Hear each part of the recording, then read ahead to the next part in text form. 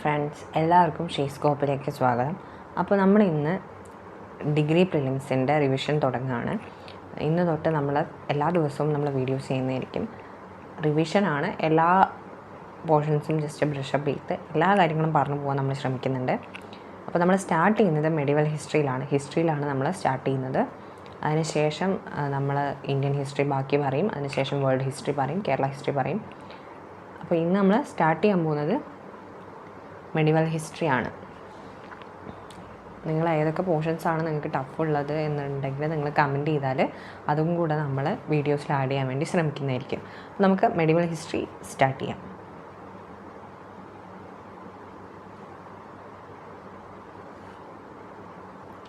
അതായത് വേൾഡിൽ ഇസ്ലാം, നമുക്കറിയാം ഇസ്ലാം റിലീജിയൻ എന്ന് പറയുന്നത് സ്റ്റാർട്ട് ചെയ്യുന്നത് മക്കയിലാണ്. മക്ക എവിടെയാണ്? അറേബ്യയിലാണ് അല്ലേ? മക്കയിലാണ് സ്റ്റാർട്ട് ചെയ്യുന്നത്. ആൻഡ് ഇതിൻ്റെ ഫൗണ്ടർ നമുക്കറിയാം പ്രോഫറ്റ് മുഹമ്മദാണ്. മുഹമ്മദ് നബിയാണ് ഇസ്ലാം മതത്തിൻ്റെ ഫൗണ്ടർ എന്നുള്ള രീതിയിൽ അറിയപ്പെടുന്നത്. ആൻഡ് അദ്ദേഹം എന്ത് ചെയ്യുന്നുണ്ട്? മദീനയിലേക്ക്, മക്കയിൽ നിന്നും മദീനയിലേക്ക് മൈഗ്രേറ്റ് ചെയ്യുന്നുണ്ട്. Mecca to Medina in AD 622. അതിനുശേഷമാണ് ഇസ്ലാം കലണ്ടറൊക്കെ സ്റ്റാർട്ട് ചെയ്യുന്നത്. മുസ്ലിം കലണ്ടർ സ്റ്റാർട്ട് ചെയ്യുന്നത് 622 AD പറയുന്നത്. And he died in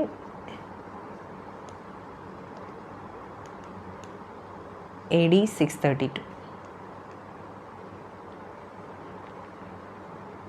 Muhammad നബിയുടെ ഫോളോവേഴ്സ് അല്ലെങ്കിൽ ഫോളോവേഴ്സ് ഓഫ് പ്രോഫറ്റ് മുഹമ്മദ് പിന്നീട് അവിടെ അറേബ്യയിലൊരു എംപയർ അല്ലെങ്കിൽ ഒരു രാജവംശം സ്റ്റാർട്ട് ചെയ്യാണ്. അവരെയാണ് നമ്മൾ ഖലീഫമാർ അല്ലെങ്കിൽ കാലിഫ്സ് അല്ലെങ്കിൽ കാലിഫേറ്റ് എംപയർ എന്നൊക്കെ പറയുന്നത്. ഖലീഫ നിങ്ങൾ മലയാളത്തിലാണെങ്കിൽ ഖലീഫ അല്ലെങ്കിൽ ഇംഗ്ലീഷിലാണെങ്കിൽ കാലിഫ് എന്ന് പറയുന്നത് അവർ സ്റ്റാർട്ട് ചെയ്ത എംപയറാണ്. ഈ കാലിഫിനെ തന്നെ നമ്മൾ രണ്ടായിട്ട് സെപ്പറേറ്റ് ക്ലാസിഫൈ ചെയ്തിട്ടുണ്ട്. അതിൽ ഫസ്റ്റ് വൺ എന്ന് പറയുന്നത്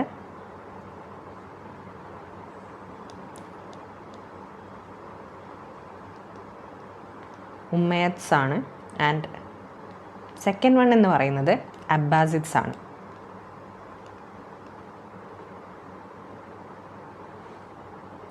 ഈ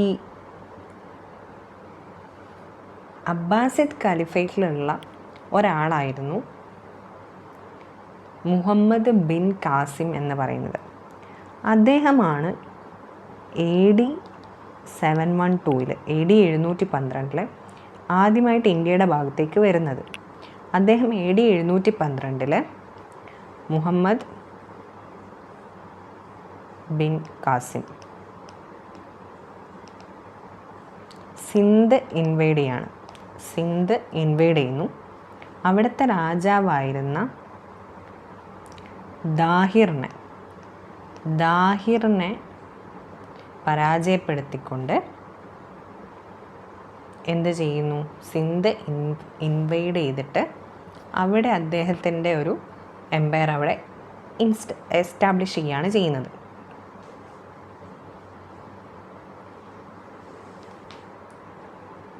അതിനുശേഷം AD 900 ഒക്കെ ആവുമ്പോഴത്തേക്ക് ഈ മുഹമ്മദ് ബിൻ കാസിമിൻ്റെ അബ്ബാസിദ് കാലിഫേറ്റ് ഡിക്ലൈൻ ആവുന്നതോടുകൂടി മുഹമ്മദ് ബിൻ കാസിമിൻ്റെ ഒരു കാലമൊക്കെ കഴിയുകയാണ്. അപ്പോൾ ഈ മുഹമ്മദ് ബിൻ കാസിമിന് വേണ്ടിയിട്ട് അദ്ദേഹം അവിടെ തുർക്കിഷ് ഗവർണേഴ്സിനെ, ഈ സിന്ധിലേക്ക് തുർക്കിഷ് ഗവർണേഴ്സിനെ എസ്റ്റാബ്ലിഷ് ചെയ്യുകയാണ്. അങ്ങനെ തുർക്കിഷ് ഗവർണേഴ്സ് എന്ത് ചെയ്യുന്നു?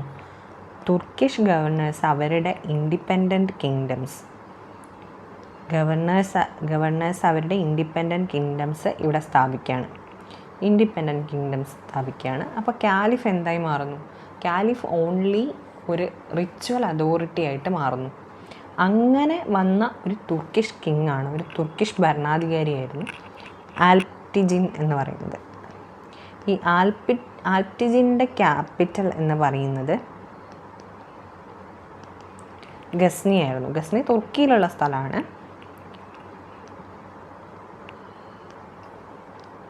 അദ്ദേഹത്തിൻ്റെ സൺ ഇൻ ലോ എന്ന് പറയുന്നത്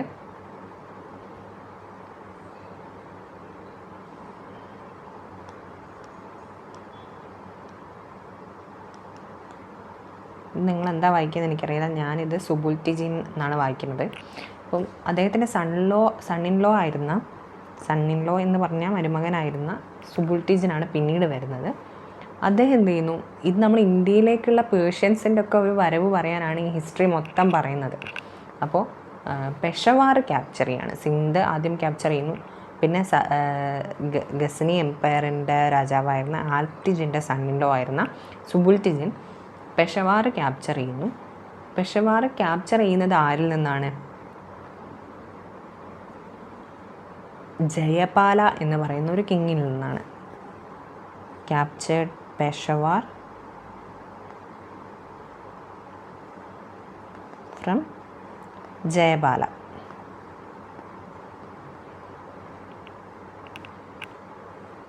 ഈ സുബുൽറ്റിജിന് ശേഷം പിന്നെ വരുന്ന ആളാണ് മഹ്മൂദ്. നിങ്ങൾ കേട്ടിട്ടുണ്ടാവും മഹ്മൂദ് ഓഫ് ഗസ്നി അല്ലെങ്കിൽ മഹ്മൂദ് ഗസ്നി എന്നൊക്കെ നിങ്ങൾ കേട്ടിട്ടുണ്ടാവും. അതിന് ശേഷം വരുന്ന ആളാണ്. അപ്പം ഇതുവരെ പറഞ്ഞ കാര്യങ്ങൾ നമുക്ക് ഒന്നുകൂടെ പറഞ്ഞു നോക്കാം. അതായത് ഇസ്ലാം മതം സ്റ്റാർട്ട് ചെയ്യുന്നത് മക്കയിൽ നിന്നാണ്. മക്കയിൽ പ്രോഫറ്റ് മുഹമ്മദാണ് ഇത് സ്റ്റാർട്ട് ചെയ്യുന്നത്. അദ്ദേഹം മദീനയിലേക്ക് 622 AD വരുന്നു. ആ സമയത്താണ് ഇസ്ലാമിക് കലണ്ടറൊക്കെ സ്റ്റാർട്ട് ചെയ്യുന്നത്. അതിനുശേഷം 632 AD അദ്ദേഹം മരിക്കുന്നു. അതിനുശേഷം ഈ പ്രോഫറ്റ് മുഹമ്മദിൻ്റെ ഫോളോവേഴ്സ് ആയിട്ടുള്ള ആളുകൾ കാലിഫേറ്റ് എംപയർ എന്ന് പറഞ്ഞൊരു എംപയർ സ്ഥാപിക്കുന്നു, അല്ലെങ്കിൽ ഖലീഫ രാജവംശം എന്ന് പറഞ്ഞ ഒരു രാജവംശം സ്ഥാപിക്കുന്നു. അതിൻ്റെ ക്ലാസിഫിക്കേഷനാണ്, ഈ കാലിഫേറ്റ് എംപയേഴ്സിൻ്റെ ക്ലാസിഫിക്കേഷനാണ് ഉമൈദ്സും അതേപോലെ അബ്ബാസിഡ്സും. ഈ അബ്ബാസിഡ്സിലെ ഒരു രാജാവായിരുന്നു ആര്? മുഹമ്മദ് ബിൻ കാസിം. അദ്ദേഹം സിന്ധ് ക്യാപ്ചർ ചെയ്യുന്നു 712 AD. അതാണ് ഇങ്ങോട്ടേക്കുള്ള വരവിൻ്റെ തുടക്കം എന്ന് പറയുന്നത്. AD 712 മുഹമ്മദ് ബിൻ കാസിം സിന്ധ് ക്യാപ്ചർ ചെയ്തിട്ട് ദാഹിർ എന്ന് പറയുന്ന ഒരു രാജാവിൻ്റെ കയ്യിൽ നിന്നാണ് സിന്ധ് ക്യാപ്ചർ ചെയ്യുന്നു. അതിനുശേഷം 900 AD ഈ അബ്ബാസിഡ്സിൻ്റെ ഭരണം ഡിക്ലൈനിലാവുന്നു. അതിനുശേഷം തുർക്കികളെയാണ് ഗവർണേഴ്സായിട്ട് അപ്പോയിൻ്റ് ചെയ്യുന്നത്. അങ്ങനെ രാജാവാകുന്ന ഒരാളാണ് ആൽപ്റ്റിജിൻ എന്ന് പറയുന്നത്. അദ്ദേഹം ഒരു തുർക്ക് രാജവംശത്തിൽപ്പെട്ട തുർക്ക് വംശാവലിയിലുള്ള ഒരാളാണ് ഈ ആൽപ്റ്റിജിൻ. അദ്ദേഹത്തിൻ്റെ സൺ ഇൻ ലോ ആയിട്ടുള്ള സുബുൽറ്റിജിൻ എന്ത് ചെയ്യുന്നു? പെഷവാർ ക്യാപ്ചർ ചെയ്യുന്നു. ആരുടെ കയ്യിൽ നിന്ന്? ജയപാല എന്ന് പറയുന്ന ആളുടെ കയ്യിൽ നിന്ന്, രാജാവിൻ്റെ കയ്യിൽ നിന്ന് പെഷവാർ ക്യാപ്ചർ ചെയ്യുന്നു. ഇത്രയും കാര്യങ്ങളാണ്. അതിനുശേഷം അദ്ദേഹത്തിൻ്റെ ഫോളോവറായിട്ട് വരുന്ന ആളാണ് മഹ്മൂദ് ഗസ്നി. മഹ്മൂദ് ഗസ്നിയുടെ ഭരണപരിഷ്കാരങ്ങളോട്ട് നമുക്ക് പഠിക്കാനുണ്ട്. ഇനി മഹ്മൂദ് ഗസ്നിയുടെ ഒരു കാലഘട്ടം എന്ന് പറയുന്നത് AD 997 to 1030 ആണ്. മഹ്മൂദ് ഗസ്നി വരുന്നത് AD 997 മുതൽ 1030 വരെയാണ്. അദ്ദേഹം വരുന്ന സമയത്ത് ഇവിടെയുള്ള രാജവംശം എന്ന് പറയുന്നത് ഹിന്ദു ഷാഹി കിങ്ഡമാണ്. അദ്ദേഹമാണ് ഇന്ത്യയിലേക്കൊക്കെ ഈ പേർഷ്യൻ ഒരു ആധിപത്യം അല്ലെങ്കിൽ തുർക്ക് വംശാവലിയിലുള്ള ആളുകളൊക്കെ വരാൻ കാരണമായത് മഹ്മൂദ് ഗസ്നിയുടെ വരവോടുകൂടിയാണ്. അദ്ദേഹം 17 തവണ ഇന്ത്യ കൊള്ളയടിക്കുന്ന രീതിയിൽ പ്രവർത്തിച്ചിട്ടുണ്ട് എന്നാണ് പറയുന്നത്. അപ്പം ആ സമയത്ത് ഇവിടെ ഉണ്ടായിരുന്നത് പഞ്ചാബ് മുതൽ കാബൂൾ വരെ ഉണ്ടായിരുന്നത് ഹിന്ദു ഷാഹി കിങ്ഡമാണ്.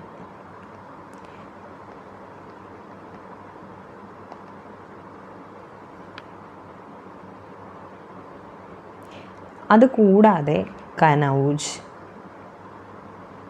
ഗുജറാത്ത്, കശ്മീർ, നേപ്പാൾ, മാൾവ,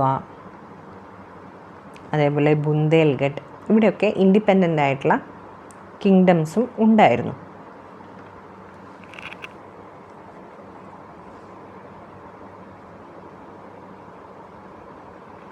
ഈ മഹ്മൂദ് ഗസ്നി ഇവിടേക്കൊക്കെ വന്ന് കൊണ്ട്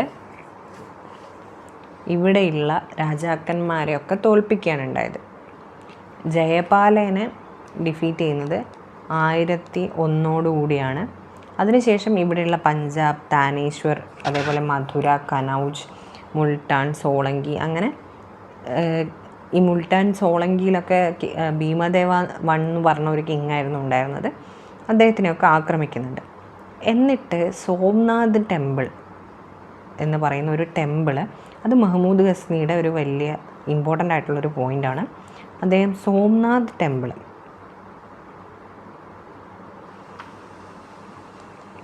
അത് ഗുജറാത്തിലാണ്. ഗുജറാത്തിലെ സോംനാഥ് ടെമ്പിൾ എന്ത് ചെയ്യുന്നുണ്ട്? കൊള്ളയടിക്കുന്നു. സോംനാഥ് ടെമ്പിൾ ഗുജറാത്തിലാണ്, അത് ഓർത്ത് വയ്ക്കുക. ഗുജറാത്തിലെ സോംനാഥ് ടെമ്പിൾ മഹ്മൂദ് ഗസ്നി കൊള്ളയടിക്കുന്നുണ്ട്.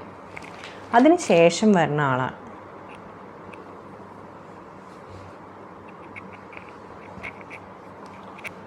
ഈ മഹ്മൂദ് ഗസ്നിയുടെ എംപയറിനെ അറിയപ്പെട്ടിരുന്ന പേരെന്ന് പറയുന്നത് ഗസ്നാവിദ് എംപയർ എന്നാണ്. ഈ ഗസ്നാവിദ് എംപയറിലുള്ള കുറച്ച് ആളുകളെ നമുക്ക് പഠിക്കാനുണ്ട്. ഈ ഗസ്നാവിദ് എംപയർ ഉണ്ടായിരുന്ന സ്ഥലങ്ങൾ എന്ന് പറയുന്നത് പേർഷ്യ, അഫ്ഗാനിസ്ഥാൻ, പഞ്ചാബ്, അവിടെയൊക്കെ വ്യാപിച്ച് കിടക്കുന്ന ഒരു എംപയർ ആയിരുന്നു. ആ എംപയറിലെ അവരുടെ സദസ്സിലുണ്ടായിരുന്ന കുറച്ച് ആൾക്കാരെ നമുക്ക് പഠിക്കാനുണ്ട്. ഒന്നാമത്തേത് പോയറ്റായിരുന്ന ഫിർദൗസിയാണ്. ഫിർദൗസിനെ പറയുന്നത് പേർഷ്യൻ ഹോമർ എന്നാണ് ഫിർദൗസിനെ പറയുന്നത്. അദ്ദേഹമാണ് ഷാനാമ എന്ന് പറയുന്ന ഒരു കൃതി അദ്ദേഹം രചിച്ചിട്ടുണ്ട്. അതേപോലെ വേറൊരാളാണ്, ഒരു പണ്ഡിതനാണ് അൽബറൂണി. ആന്ത്രപ്പോളജിയിലൊക്കെ വലിയൊരു പണ്ഡിതനായിരുന്നു അൽബറൂണി. അദ്ദേഹത്തിൻ്റെ പുസ്തകമാണ് കിതാബി ഹിന്ദ്. ഇന്ത്യയെ പറ്റി പരാമർശിക്കുന്ന ആദ്യത്തെ ബുക്കാണ് കിതാബി ഹിന്ദ് എന്നാണ് പറയുന്നത്. കിതാബി ഹിന്ദ് എന്നുള്ളത് ആരുടെ പുസ്തകമാണ്? അൽബറൂണിയുടെ പുസ്തകമാണ്. അപ്പം ഗസ്നാവിദ് എംപയറാണ് മഹ്മൂദ് ഗസ്നിയുടെ എംപയറായിട്ട് വരുന്നത്. അദ്ദേഹം സോംനാഥ് ടെമ്പിൾ, ഗുജറാത്തിലെ സോംനാഥ് ടെമ്പിൾ കൊള്ളയടിക്കുന്നുണ്ട്. അദ്ദേഹത്തിൻ്റെ എംപയറിലുണ്ടായിരുന്ന ഒരു പോയറ്റായിരുന്നു ഫിർദൗസി പേർഷ്യൻ പോയറ്റാണ്. അദ്ദേഹമാണ് പേർഷ്യൻ ഹോമർ എന്നറിയപ്പെടുന്നത്. മറ്റൊരു പണ്ഡിതനാണ്, ആന്ത്രപ്പോളജി ഒക്കെ വലിയ ഇതായിട്ടുള്ളൊരു പണ്ഡിതനാണ് അൽബറൂണിൻ്റെ പുസ്തകമാണ് കിതാബി ഹിന്ദ്. ഇത്രയും കാര്യങ്ങൾ ഓർക്കുക. ഇനി മുഹമ്മദ് ഗോറി, ഗസ്നിക്ക് ശേഷം വരുന്ന ആളാണ് മുഹമ്മദ് ഗോറി എന്ന് പറയുന്നത്. ഗസ്നിയൊക്കെ ഏകദേശം പാകിസ്ഥാൻ്റെ സിന്ധ്, അതേപോലെ പഞ്ചാബിലെ പാകിസ്ഥാനാണ് പറയുന്നത്, കാബൂൾ, അങ്ങനെയുള്ള സ്ഥലങ്ങളിലേക്കായിരുന്നു ഭരണം വ്യാപിച്ചിരുന്നത്. പക്ഷേ അദ്ദേഹത്തിന് ശേഷം വരുന്ന മുഹമ്മദ് ഗോറിക്ക് ഇന്ത്യയിലേക്ക് വരണം, ഇന്ത്യയിലൊരു അധികാരം സ്ഥാപിക്കണം എന്ന് പറയുന്ന ഒരാഗ്രഹമൊക്കെ ഉണ്ടായിരുന്നു. അപ്പോൾ മുഹമ്മദ് ഗോറിയുടെ യഥാർത്ഥ നാമം എന്ന് പറയുന്നത് മുയിസുദ്ദീൻ മുഹമ്മദ് എന്നുള്ളതാണ്. അദ്ദേഹമാണ് മുഹമ്മദ് ഗോറി എന്ന് അറിയപ്പെടുന്നത്. അദ്ദേഹത്തിന് ഇന്ത്യ കോൺക്വർ ചെയ്യണം എന്നുള്ള ഒരാഗ്രഹം ഉണ്ടായിരുന്നു. അങ്ങനെ അദ്ദേഹം 1191 ഇന്ത്യയിലേക്ക് വരണമെന്നുള്ള ഒരു അധികാരമായിട്ട് 1191 ഗോറി വരികയാണ്. എന്നിട്ട് അദ്ദേഹം താനേശ്വരിലെ രാജാവായിട്ടുള്ള പൃഥ്വിരാജ് ചൗഹാനുമായിട്ട് യുദ്ധം ചെയ്യുകയാണ്. പക്ഷേ എന്താ സംഭവിക്കുന്നതെന്ന് വെച്ചാൽ ഈ യുദ്ധത്തിൽ പൃഥ്വിരാജ് ചൗഹാനാണ് ജയിക്കുന്നത്. മുഹമ്മദ് ഗോറി പരാജയപ്പെടുകയാണ് ഉണ്ടായത്. പക്ഷെ അതുകൊണ്ടൊന്നും അദ്ദേഹത്തിൻ്റെ പരാജയം സമ്മതിക്കാനൊന്നും തയ്യാറായിരുന്നില്ല. പൃഥ്വിരാജ് ചൗഹാൻ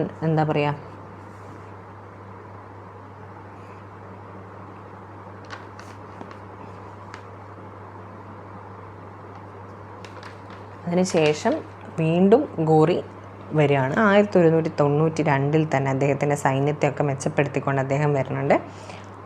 1192 വീണ്ടും താനേശ്വർ എന്ന് പറയുന്ന സ്ഥലത്ത് തന്നെ യുദ്ധം നടക്കുകയാണ്. അതിൽ ഗോറി ജയിക്കുന്നു. അപ്പോൾ ആദ്യത്തെ യുദ്ധം 1191 രണ്ടാമത്തത് അടുത്ത വർഷം 1192 ഈ യുദ്ധങ്ങൾ അറിയപ്പെടുന്നത് ഫസ്റ്റ് വാർ ഓഫ് ടറൈൻ യുദ്ധങ്ങൾ അല്ലെങ്കിൽ ടറൈൻ യുദ്ധങ്ങൾ എന്നാണ് ഇത് അറിയപ്പെടുന്നത്. First war of terrain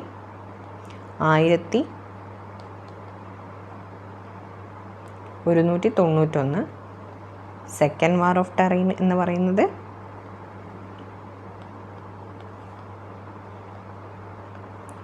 1192.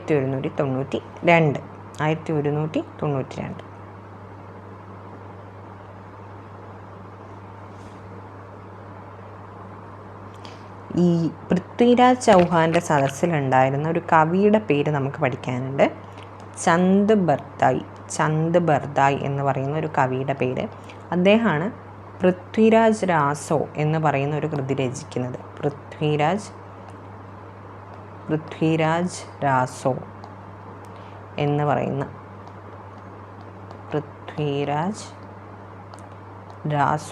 പറയുന്ന ഒരു കൃതി ഈ ചന്ദ് ബർദായ് രചിക്കുന്നുണ്ട്. അതും കൂടെ ഒന്ന് ഓർത്ത് വയ്ക്കാം. ചന്ദ് ബർദായ് എന്നുള്ളതാണ് അദ്ദേഹത്തിൻ്റെ പേര്. അദ്ദേഹം പൃഥ്വിരാജ് ചൗഹാൻ്റെ സദസ്സിലുണ്ടായിരുന്ന കവിയാണ്. അദ്ദേഹമാണ് പൃഥ്വിരാജ് രാസോ രചിക്കുന്നത്. പിന്നെ ടറൈൻ എന്ന് പറയുന്നത് താനേശ്വർ എന്ന സ്ഥലത്തിൻ്റെ പേരാണ്. അപ്പോൾ നമ്മളെന്താ പറയുന്നത്, മഹ്മൂദ് ഗസ്നിയുടെ ഫോളോവർ ആയിരുന്ന മുഹമ്മദ് ഗോറിക്കാണ് ആദ്യമായിട്ട് ഇന്ത്യയിലേക്ക് വരണമെന്നുള്ള ആഗ്രഹം വരുന്നത്. അങ്ങനെ അദ്ദേഹം ആദ്യം ഇന്ത്യയിലേക്ക് വരുന്നു. 1191 ഫസ്റ്റ് ടറൈൻ വാറിൽ അദ്ദേഹം പൃഥ്വിരാജ് ചൗഹാനോട് പരാജയപ്പെടുന്നു. അതിനുശേഷം അദ്ദേഹം വീണ്ടും വരുന്നു. 1192 അദ്ദേഹത്തിൻ്റെ സൈന്യത്തെ മെച്ചപ്പെടുത്തിക്കൊണ്ട് വരുന്നു. അങ്ങനെ അദ്ദേഹം 1192 താനേശ്വർ യുദ്ധത്തിൽ പൃഥ്വിരാജ് ചൗഹാനെ കീഴ്പ്പെടുത്തുന്നു. പിന്നെ പൃഥ്വിരാജ് ചൗഹാൻ്റെ സദസ്സിലുണ്ടായിരുന്ന ഒരു കവിയാണ് ചന്ദ് ബർദായ്. അദ്ദേഹത്തിൻ്റെ കൃതിയാണ് പൃഥ്വിരാജ് രാസോ എന്ന് പറയുന്ന കൃതി. അതിനുശേഷമാണ് ഇവിടെ വലിയ തോതിൽ പേർഷ്യൻ അധിനിവേശങ്ങളൊക്കെ ഉണ്ടാകുന്നത്. പിന്നീട് അങ്ങോട്ട് ഒരുപാട് രാജവംശങ്ങൾ പേർഷ്യൻ വംശാവലിയിൽ നിന്ന് ഇന്ത്യയിലേക്ക് വരുന്നുണ്ട്. അതിനുശേഷമാണ് നമ്മുടെ ഡൽഹി സുൽത്താനേറ്റ് വരുന്നത്. അപ്പോൾ ഡൽഹി സുൽത്താനേറ്റ് എന്ന് പറയുന്നത് എങ്ങനെ ഉണ്ടായി എന്നുള്ള കാര്യം നമുക്ക് പഠിക്കാം.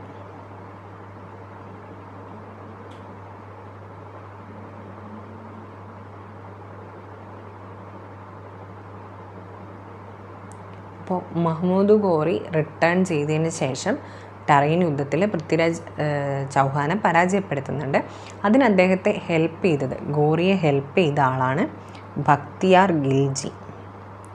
ബക്തിയാർ ഖിൽജി. അതേപോലെ തന്നെ കുത്തുബ്ദീൻ ഐബക്ക്. ഈ കുത്തുബ്ദീൻ ഐബക്ക് എന്ന് പറയുന്നത് ഗോറിയുടെ സ്ലേവാണ്. മുഹമ്മദ് ഗോറിയുടെ സ്ലേവ്, അടിമയാണ് ആര്? കുത്തുബ്ദീൻ ഐബക്ക് എന്ന് പറയുന്നത്.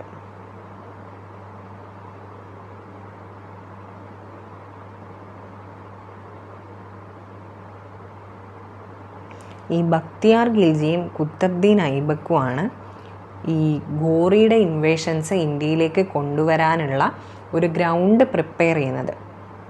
അവരാണ് ഈ ബക്തിയാർ ഖിൽജി എന്ന് പറയുന്ന ആളാണ് നളന്ദ യൂണിവേഴ്സിറ്റിയൊക്കെ നശിപ്പിക്കുന്നത്. അന്നത്തെ ഇന്ത്യയിലെ ഒരു മെയിൻ യൂണിവേഴ്സിറ്റി ആയിരുന്നു നളന്ദ യൂണിവേഴ്സിറ്റി. മറ്റ് രാജ്യങ്ങളിൽ നിന്നൊക്കെ ഉള്ള ആളുകൾ പഠിച്ചിരുന്ന സ്ഥലമായിരുന്നു. നളന്ദ യൂണിവേഴ്സിറ്റി നശിപ്പിക്കുന്നത് ഈ ബക്തിയാർ ഖിൽജിയാണ്. അതേപോലെ ഗോറിയുടെ ആരാണ്?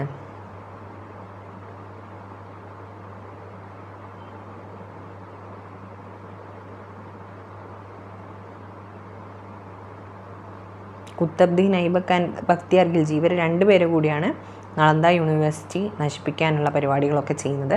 അതിനുശേഷം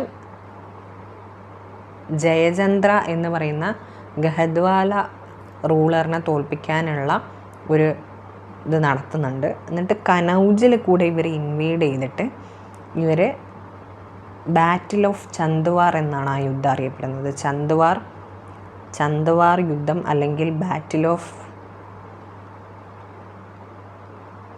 ചന്ദ്വാർ എന്നുള്ളതാണ് ആ യുദ്ധം അറിയപ്പെടുന്ന ഒരു യുദ്ധം കൂടെ. തറൈൻ യുദ്ധം, അതുപോലെ ചന്ദ്വാർ യുദ്ധം. ചന്ദ്വാർ യുദ്ധം നടക്കുന്നത് 1193 അങ്ങനെ ബക്തിയാർ ഖിൽജി, കുത്തബ്ദീൻ ഐബക്ക് എന്നിവരുടെ സഹായത്തോടെ നളന്ദ യൂണിവേഴ്സിറ്റി നശിപ്പിക്കുന്നു. അതേപോലെ കനൗജ് ഒക്യുപ്പൈ ചെയ്യുന്നു. കനൗജ് ഒക്യുപ്പൈ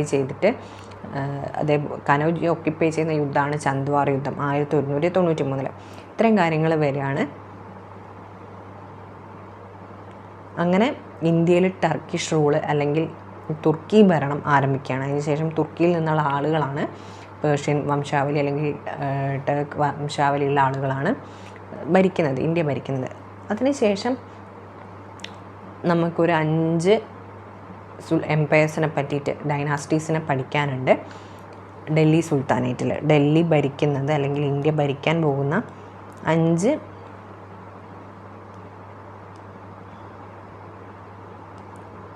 ഡൽഹി സുൽത്താനേറ്റിലുള്ള 5 ഡൈനാസ്റ്റികളെയാണ് നമുക്ക് പഠിക്കാനുള്ളത്. അതായത് AD 1206 മുതൽ AD 1526 വരെ 320 ഇയേഴ്സാണ് ഡൽഹി സുൽത്താനേറ്റ് ഉണ്ടായിരുന്നത്. ഈ ഡൽഹി സുൽത്താനേറ്റിൽ 5 ഡൈനാസ്റ്റീസ് ഉണ്ട്. അത് ഏതൊക്കെയാണെന്ന് നമുക്ക് നോക്കാം. അതിന് നമ്മളൊരു ഷോർട്ട് ഫോം ഉണ്ട്, SKTSL. ഇപ്പോൾ ഫസ്റ്റ് ഡൈനാസ്റ്റി എന്ന് പറയുന്നത് സ്ലേവ് ഡൈനാസ്റ്റിയാണ്. അടുത്തത് ഖിൽജി ഡൈനാസ്റ്റി, അടുത്തത് തുഗ്ലക് ഡൈനാസ്റ്റി, അടുത്തത് സയ്യിദ് ഡൈനാസ്റ്റി, അടുത്തത് ലോധി ഡൈനാസ്റ്റി. സ്ലേവ് രാജവംശം, സ്ലേവ് എന്ന് പറഞ്ഞാൽ അടിമ രാജവംശം, ഖിൽജി രാജവംശം, തുഗ്ലക് രാജവംശം, സയ്യിദ് രാജവംശം, ലോധി രാജവംശം. ഇതാണ് ഡൽഹി സുൽത്താനേറ്റിലുള്ള 5 രാജവംശങ്ങൾ എന്ന് പറയുന്നത്. ഇനി നമ്മൾ അവരെ പറ്റിയാണ് പഠിക്കാൻ പോകുന്നത്. അപ്പോൾ അതിൽ സ്ലേവ് ഡൈനാസ്റ്റിയിലുള്ള കാര്യങ്ങളാണ് നമ്മൾ ഇന്ന് പറയാൻ പോകുന്നത്. ബാക്കിയുള്ള കാര്യങ്ങൾ നമ്മൾ അടുത്ത ക്ലാസ്സിൽ പറയുന്നതായിരിക്കും. ഇതിൽ നമ്മൾ പഠിക്കാനുള്ള ഈ ഒരു ഷോർട്ട് ഫോം നിങ്ങൾ ഓർത്ത് വെച്ചേക്കാം, SKTSL. അതെങ്ങനെയെങ്കിലും നിങ്ങൾ ഓർത്ത് വെച്ചാൽ മതി. SKTSL എന്നുള്ള ഷോർട്ട് ഫോം ഓർത്ത് വെച്ചിട്ടുണ്ടെങ്കിൽ നിങ്ങൾക്ക് ഈ ഡൽഹി സുൽത്താനേറ്റിൽ വേറെ ഡൗട്ടൊന്നും ഉണ്ടായില്ല. അപ്പോൾ ഈ ബാറ്റിൽ ഓഫ് ടറൈനാണ് ഇന്ത്യയിൽ ഫസ്റ്റ് മുസ്ലിം റൂള് സ്ഥാപിക്കാൻ കാരണമായിട്ടുള്ള യുദ്ധം. സെക്കൻഡ് ബാറ്റിൽ ഓഫ് ടറൈനാണ് എന്നുള്ള കാര്യം ഓർക്കുക. അതിനുശേഷം ബാറ്റിൽ ഓഫ് ചന്ദ്വാർ ഉണ്ട്. അത്രയും കാര്യങ്ങൾ നിങ്ങൾ ഓർക്കുക. അപ്പം ഈ ഒരു ഡൽഹി സുൽത്താനേറ്റിലെ 5 രാജവംശങ്ങളെ ഓർക്കുക. ഇതിൽ 5 രാജവംശങ്ങളിൽ ആദ്യത്തെ 4 അതായത് സ്ലേവ്, ഖിൽജി, തുഗ്ലക്, സയ്യിദ്, ഇത്രയും ഡൈനാസ്റ്റീസ് എന്ന് പറയുന്നത് തുർക്കി ഹെറിഡിറ്ററി ഉള്ള രാജവംശങ്ങളാണ്. പക്ഷേ ലോധി രാജവംശം എന്ന് പറയുന്നത് അഫ്ഗാൻ ഹെറിഡിറ്ററിയാണ്. അതായത് തുർക്കി വംശാവലിയുള്ള രാജവംശങ്ങളാണ് ആദ്യത്തെ 4. അതായത് സ്ലേവ് ഡൈനാസ്റ്റി, അതേപോലെ ഖിൽജി, തുഗ്ലക്, സയ്യിദ്, ഇത്രയെണ്ണം തുർക്കി വംശാവലിയിൽ നിന്നുള്ളതാണ്. ലോധി ഡൈനാസ്റ്റി മാത്രം അഫ്ഗാൻ ഹെറിഡിറ്ററിയാണ്. ഇതിൽ ഏറ്റവും കൂടുതൽ കാലം ഭരിക്കുന്നത് തുഗ്ലക് രാജവംശമാണ്. ഏറ്റവും കൂടുതൽ കാലം ഡൽഹി സുൽത്താനേറ്റ് ഭരിക്കുന്നത് തുഗ്ലക് രാജവംശമാണ്. ഏറ്റവും കൂടുതൽ കാലം ഭരിക്കുന്നത്.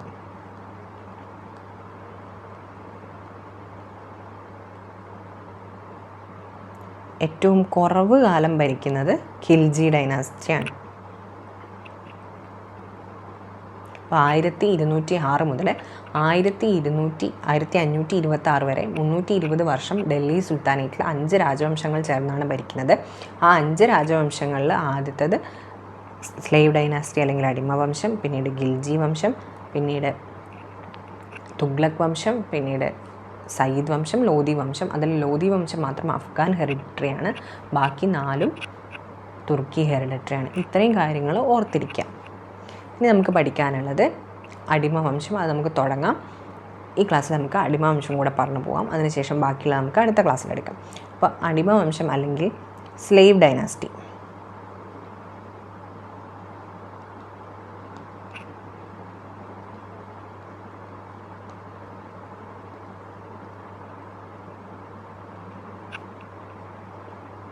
ഈ സ്ലേവ് ഡൈനാസ്റ്റിയെ നമ്മൾ മാംലൂക്ക് വംശം,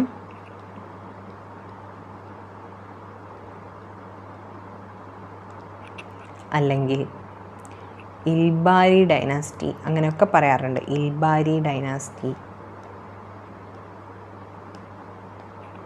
അങ്ങനെയും പറയാറുണ്ട്. മാംലൂക്ക് രാജവംശം, ഇൽബാരി രാജവംശം അല്ലെങ്കിൽ അടിമ രാജവംശം എന്നൊക്കെ പറയുന്നത് എന്ത് തന്നെയാണ്? സ്ലേവ് ഡൈനാസ്റ്റി അല്ലെങ്കിൽ അടിമവംശം തന്നെയാണ്.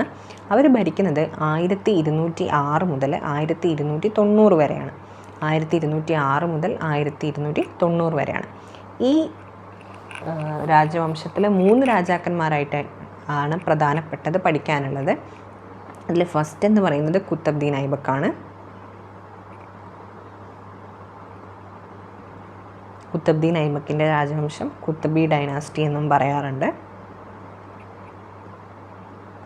അദ്ദേഹം ഭരിക്കുന്നത് 1206 മുതൽ 1211 വരെയാണ്. പിന്നീട് വരുന്നത് ഫസ്റ്റ് ഇൽബാരി ഡൈനാസ്റ്റി.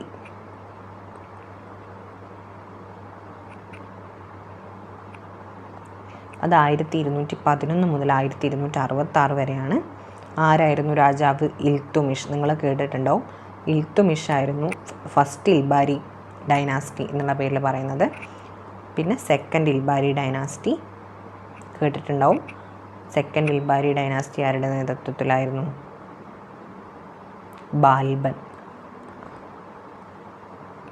1266 മുതൽ 1290 വരെ. അപ്പോൾ ഈ വർഷങ്ങളൊന്നും ഓർത്തിരിക്കുക. ജസ്റ്റ് 1206 മുതൽ 1211 വരെ കുത്തബ്ദീൻ ഐബക്ക്, 1211 മുതൽ 1266 വരെ ഇൽത്തുമിഷ്, അതിനുശേഷം 1266 മുതൽ 1290 വരെ ബാൽബൻ. ഇനി നമ്മൾ കുത്തബ്ദീൻ ഐബക്കിൻ്റെ കേസിലേക്ക് നമ്മൾ നേരിട്ട് വരികയാണ്.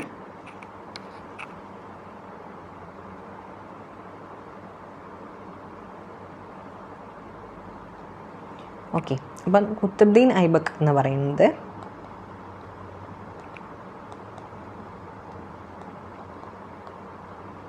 (1206 മുതൽ 1211 വരെ ഡൽഹി ഭരിച്ചിരുന്ന കുത്തബി ഡൈനാസ്റ്റിയിലെ രാജാവായിരുന്നു.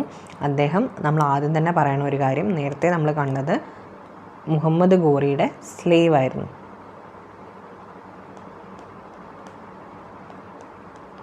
അടിമയായിരുന്നു കുത്തബ്ദീൻ ഐബക്ക് എന്ന് പറയുന്നത്. അവരുടെ മിലിറ്ററി ഹെഡ് ക്വാർട്ടേഴ്സ് എന്ന് പറയുന്നത് ആണ് ഇന്ദ്രപ്രസ്ഥം എന്നാണ് അന്ന് ഡൽഹി അറിയപ്പെടുന്നത്. ഇന്ദ്രപ്രസ്ഥം ആയിരുന്നു അവരുടെ military head quarters. Qutbuddin Aibak അറിയപ്പെടുന്ന ഒരു പേരാണ് ലാഖ് ബക്ഷ്, അല്ലെങ്കിൽ ലക്ഷങ്ങൾ കൊടുക്കുന്നവൻ, ഗിവർ ഓഫ് ലാക്സ് എന്നുള്ള അർത്ഥത്തിലാണ് ലാഖ് ബക്ഷ് എന്ന കുത്തബ്ദീൻ ഐബക്ക് അറിയപ്പെടുന്നത്.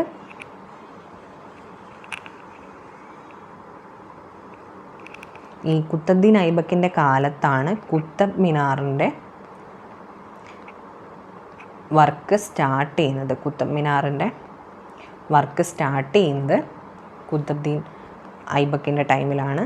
അത് നിർമ്മിക്കുന്നത് ആരുടെ ഓർമ്മയ്ക്കാണ്? കുത്തബ്ദീൻ ഐബക്കിൻ്റെ സ്മരണയ്ക്ക് വേണ്ടിയിട്ടല്ല അദ്ദേഹം തന്നെ കുത്തബ് മിനാറിൻ്റെ പണി ആരംഭിക്കുന്നത്. അത് അദ്ദേഹം നിർമ്മിക്കുന്നത് ഒരു സൂഫി സന്യാസിയായിരുന്ന ഖ്വാജ കുത്തബ്ദീൻ ബക്തിയാർ ഖാക്കി. ഇദ്ദേഹം ഒരു സൂഫി സന്യാസിയാണ്. ഇദ്ദേഹത്തിൻ്റെ സ്മരണയ്ക്ക് വേണ്ടിയിട്ടാണ് കുത്തബ് മിനാർ നിർമ്മിക്കുന്നത്. അത് കംപ്ലീറ്റ് ചെയ്യുന്നത് ഇൽത്തുമിഷാണ്.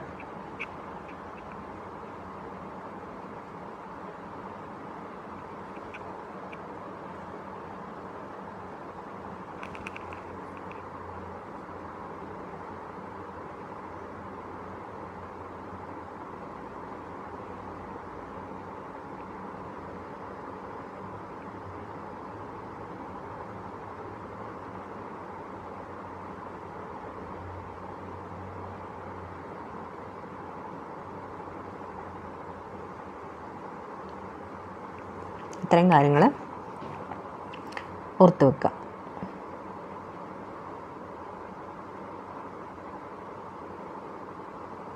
ഈ കുത്തബ്ദീൻ ഐബക്കിന് ശേഷം വരേണ്ടത് അദ്ദേഹത്തിൻ്റെ തന്നെ മകനായിട്ടുള്ള ആരംബക്ഷാണ്.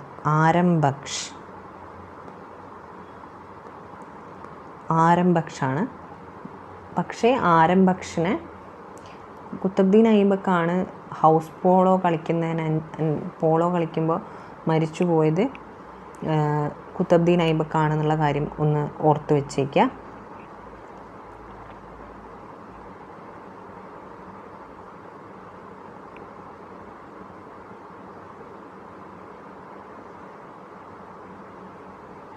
കുത്തബ്ദീൻ ഐബക്ക് മരിച്ചത് ഈ പോളോ കളിക്കിടയിലാണ് എന്നുള്ള കാര്യം ഓർത്ത് വെച്ചാൽ മതി. അതിനുശേഷം ആരംബക്ഷാണ് ഭരിക്കേണ്ടത്. പക്ഷേ ആരംബക്ഷ എന്ന് പറയുന്നത് കുത്തബ്ദീൻ ഐബക്കിൻ്റെ മകനാണ്. പക്ഷേ അദ്ദേഹത്തിന് മരുമകനായിട്ടുള്ള ഇൽത്തുമിഷ്, ഇവർക്കിടയിൽ എപ്പോഴും യുദ്ധങ്ങൾ തന്നെയാണ്. അപ്പോൾ ഇൽത്തുമിഷ് എന്ത് ചെയ്യും? ആരംബക്ഷനെ തോൽപ്പിച്ച ഡൽഹി സുൽത്താനേറ്റിലെ രാജാവായിട്ട് ഫസ്റ്റ് ഇൽബാരി ഡൈനാസ്റ്റി ഇൽത്തുമിഷ് സ്ഥാപിക്കുകയാണ് ചെയ്യുന്നത്. പിന്നീട് ഇൽത്തുമിഷാണ് ഈ കുത്തബ് മിനാറിൻ്റെ പണി കംപ്ലീറ്റ് ചെയ്യുന്നത്.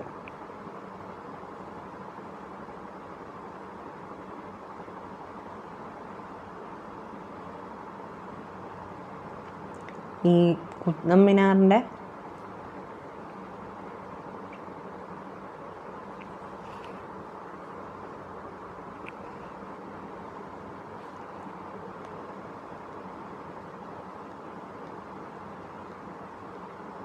കംപ്ലീറ്റ് ചെയ്യുന്നത്.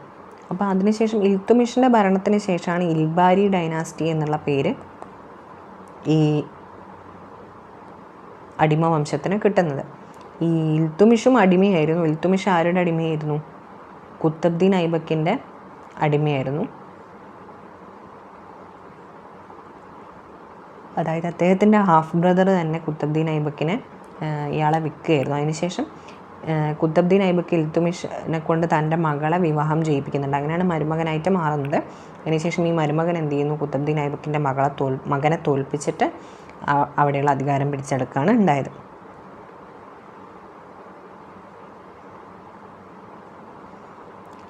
ആദ്യം ഈ കുത്തബ്ദീൻ ഐബക്ക് തന്നെ ഇൽത്തുമിഷിനെ ഒരു ഇക്തദാർ ഓഫ് ഗ്വാളിയാറിലെ ഇക്തദാർ എന്ന് പറയുന്ന നികുതി പിരിക്കാനൊക്കെ അധികാരമുള്ള ആളായിട്ട് ഇതാക്കുന്നുണ്ട്. പക്ഷേ 1211 അതായത് ഗ്വാളിയാറിലെ ഇക്ത എന്ന് പറയുന്നത് അന്നത്തെ ഒരു ഒരു നികുതിയായിരുന്നു. അപ്പോൾ ഈ ഇക്ത പിരിക്കാനുള്ള ഒരു ഇതൊക്കെ കൊടുക്കുന്നുണ്ട്. പക്ഷേ അങ്ങനെ ഇക്ത എന്ന് പറയുന്നത് സ്ഥാപിക്കുന്നതൊക്കെ ആരാണ്? ഇൽത്തുമിഷാണ്.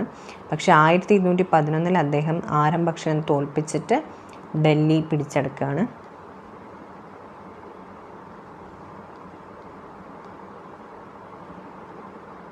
ആരംബക്ഷനെ തോൽപ്പിച്ച് ഡൽഹി പിടിച്ചെടുക്കുന്നു.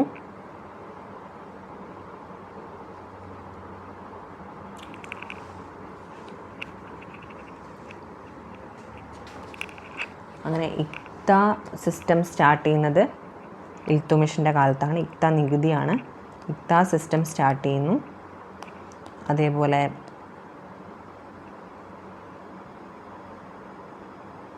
ആ കാലഘട്ടത്തിൽ ഉണ്ടായിരുന്ന ഒരു കോപ്പർ കോയിനാണ് ജിത്തൽ എന്ന് പറയുന്നത്. ജിത്തൽ. അതേപോലെ സിൽവർ കോയിനാണ് tanka. Copper coin jital, silver coin tanka. ഈ രണ്ട് കാര്യങ്ങളും ഓർത്ത് വെക്കാം. അപ്പോൾ ഇത്രയും കാര്യങ്ങളാണ് നമുക്ക് ഇന്നത്തെ ക്ലാസ്സിൽ പഠിക്കാനുള്ളത്. ബാക്കി സ്ലേവ് ഡൈനാസ്റ്റിയിലെ മറ്റ് രാജാക്കന്മാരെയും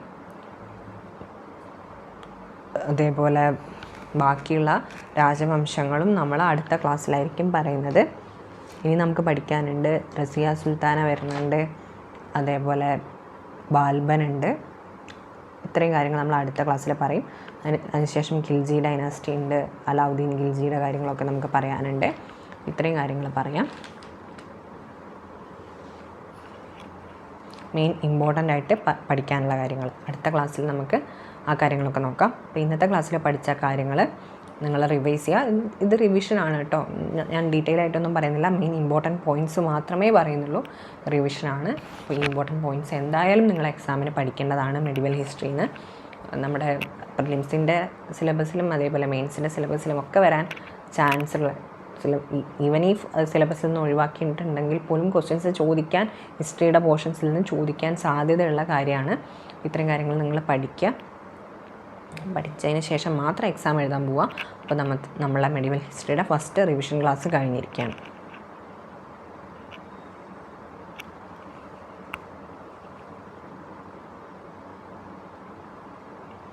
അപ്പോൾ എല്ലാവർക്കും എന്താ പറയുക, ആശംസകൾ നേരുന്നു. നിങ്ങളെല്ലാവരും ഈ വീഡിയോസ് ഇഷ്ടമാണെന്നുണ്ടെങ്കിൽ നിങ്ങൾ ലൈക്ക് ചെയ്യണം. അതേപോലെ നിങ്ങളുടെ അഭിപ്രായങ്ങൾ കമൻസിൽ അറിയിക്കണം. അതേപോലെ തന്നെ ചാനൽ സബ്സ്ക്രൈബ് ചെയ്യുക. അപ്പോൾ നമുക്ക് റിവിഷൻ ക്ലാസ്സൊക്കെ നിങ്ങൾക്ക് ഇടുന്ന സമയത്ത് തന്നെ ലഭിക്കുന്നതായിരിക്കും. എന്തെങ്കിലും അഭിപ്രായങ്ങളൊക്കെ ഉണ്ടെങ്കിൽ നിങ്ങൾ കമൻറ്റ് ചെയ്യാം കേട്ടോ. അപ്പോൾ എല്ലാവർക്കും നന്ദി. Thank you.